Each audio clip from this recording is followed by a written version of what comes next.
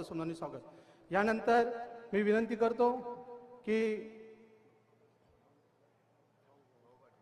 या डोंबिवलीची धगधगती अशी तोफ जी खरोखर मशाल हे करण्यासाठी करते असे आमचे मित्र सन्माननीय राष्ट्रवादीचे शहर अध्यक्ष भाऊ पाटील यांना विनंती करतो की आपण या परिवर्तन सभेला संबोधित करायचं आहे। भाऊ पाटील।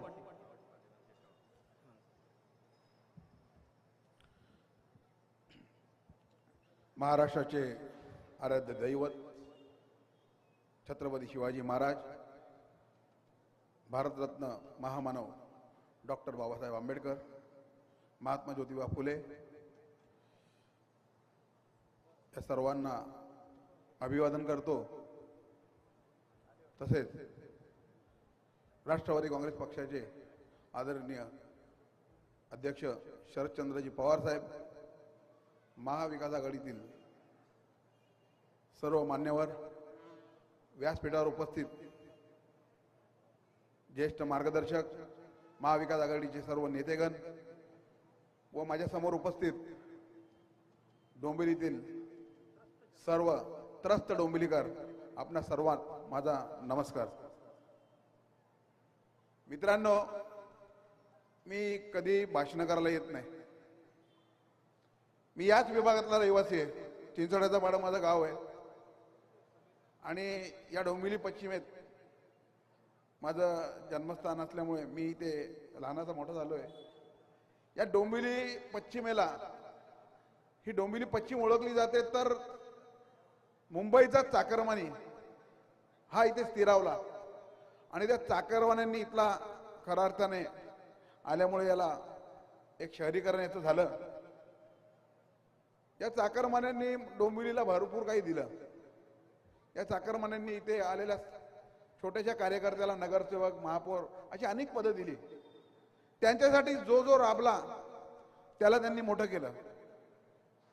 पण मला तुम्ही सांगा, आज डोंबिवली 25 वर्ष इथे राहणारी जी लोक आहेत, माझ्या परिचयाचे अनेक लोक आहेत, या डोंबिवलीचा काय विकास झाला? मतदान करायला जेव्हा तुम्ही 20 तारखेला जाल तेव्हा आपल्या सर्वांना माझी एक कळकळीची विनंती आहे की आपल्या हृदयावरती हात ठेवून विचारा की आपल्या डोंबिवलीला यांनी, ज्यांना आपण 15 वर्ष सतत निवडून दिलं, यांनी डोंबिवलीला काय दिलं? डोंबिवलीला भकास केली। माझा सरळ आरोप आहे, डोंबिवलीला भकास केली। मित्रांनो, मी राज्याच्या राजकारणावर बोलण्या एवढा मोठा नाही, येणारे वक्ते त्याच्यावर बोलतील। गेल्या 2 वर्षात महाराष्ट्रात घडलेल्या घडामोडी आपण बऱ्याचशा बघितल्या आहेत। प्रचंड संताप या जनतेच्या, तुमच्या, आमच्या सर्वांच्या मनात आहे। तो 20 तारखेला आपण सर्व मतदानातून दाखवालच। पण मग मी आज डोंबिवलीकर म्हणून इथे उभा आहे। या डोंबिवलीची आज अवस्था, New L'Oréal Paris Glycolic Bright Dark Spot Serum reduces dark spots on all Indian skin. प्रत्येक जण, माझा चाकरमानी सकाळी 7 वाजता उठतो, डोंबिवली स्टेशनला खड्ड्यातनं प्रवास करत करत करत रिक्षाने जातो, गर्दीने प्रवास करतो, जीव गुदमरतो, नाईलाज असतो, कामावर पोहोचायचं असतं, मिळेल ती लोकल, कितीही गर्दी असू द्या, त्या गर्दीतनं तो प्रवास करत करत जातो। मुंबईला 12 तास दिवसभर कष्ट करतो, 12 तासाची त्याची नोकरी, दिवस संपून तो परत पुन्हा त्याच गर्दीने मरत मरत डोंबिवलीला येतो, उतरतो, पुन्हा तीच गर्दी, पुन्हा तेच खड्डे, पुन्हा तीच ट्रॅफिक। घरामध्ये कार्यक्रम आहे, घरामध्ये कुठलं कार्य आहे, मुलाबाळांना वेळ देऊ शकत नाही, फक्त घरी येऊन झोपतो, थकतो, पुन्हा उठतो, पुन्हा कामावर जातो आणि पुन्हा काय करतो? निवडणूक आली का त्यांनाच निवडून देतो। दोष त्यांचा नाही, दोष तुमचा आहे। तुम्ही पुन्हा पुन्हा त्यांनाच निवडून दिला, त्यांनी तुम्हाला गृहीत धरलं, त्यांना फरक पडत नाही, त्यांना माहिती हे मलाच मतदान करणार आहेत। पण आता वेळ परिवर्तनाची आहे। मला सांगा, 15 वर्षामध्ये तुमच्या मुलांच्या शिक्षणासाठी काय ठोस इथे काम या आमदार साहेबांनी केलं? शासकीय शाळा बंद पडल्या, त्यांच्या प्रभागातली शाळा नेऊन तुम्हाला दाखवतो, एक तरी शाळा दाखवा मला की त्यांनी बांधली। गोरगरिबांच्या मुलांसाठी, चाकरमान्यांच्या मुलांसाठी स्वस्त दरात एखादी शाळा त्यांनी उभारल्याची दाखवून द्यावी।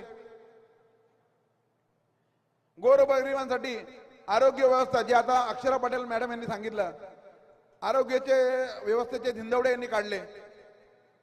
त्यांना साधा एक दवाखाना सुधारता आला नाही.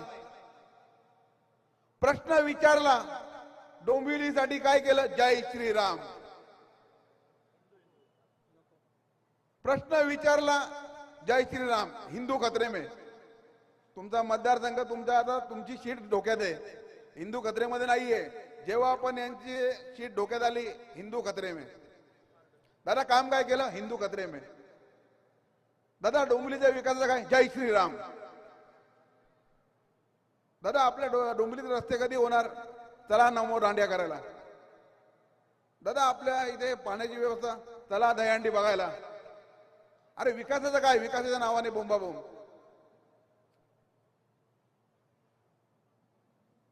कधी दिसले तुम्हाला संपर्क? आता का फिरतात दारोदारी? तुम्ही जर एवढी कामं 15 वर्षात केली असती तर लोक तुमच्या दारी आली असती की दादा तुम्ही लढा, आम्ही तुमच्या बरोबर उभे राहतो, तुम्ही डोंबिवलीचा विकास केलेला आहे, तुम्हाला आमच्या दारात यायची गरज नाही, आम्ही तुमच्या आधी दारोदारी फिरणार आणि मतं मागणार. त्यांना प्लॅटफॉर्मवर उभं राहायला लागला, स्वतःची पत्रकं वाटायला. लोक घ्यायला तयार नाहीत. लोकांनी प्रश्न विचारले, तिथून निघून गेले. जिथे जात आहेत प्रचारात तिथे लोक विचारतात की डोंबिवलीच्या विकासाचं काय, उत्तर नाहीये. उत्तर कामं केली असतील तर देतील ना. निवडणुकीच्या तोंडावरती घाईघाईने उद्घाटन केली आणि अख्ख्या डोंबिवलीचे रस्ते खोदून ठेवलेत. आता मला वाटतं पुढची 5 वर्ष तरी हे रस्ते होऊन देणार नाही. नेहमी निवडणुका आल्या एकमेकावर आरोप करायचे, हा विकासाचा मारेकरी, तो विकासाचा मारेकरी. तुम्ही दोघे विकासाचे मारेकरी आहेत. तुम्ही दोघांनी डोंबिवलीची वाट लावलेली आहे. तुम्ही एकमेकावर फक्त आरोप केले. एवढ्याचा निधी आणला, तेवढ्याचा निधी आला. दर तुम्ही त्यांचा जाहीरनामा बघा, या आधीच्या निवडणुका झाल्या त्याचा जाहीरनामा बघा, त्याच्यातलं एक काम केलेलं त्यांनी दाखवावं. फक्त भावनिक मुद्दे, भावनिक आव्हान. विकासाच्या मुद्द्यावरती बोलायला साहेब तयार नाहीत. जो त्याला प्रश्न विचारेल त्याला दबाव आणायचा, त्याच्यावर खोट्या केसेस करायच्या, तुला जेलमध्ये टाकू, तुला बघतो. तुम्हाला यंदा डोंबिवलीकर बघतील.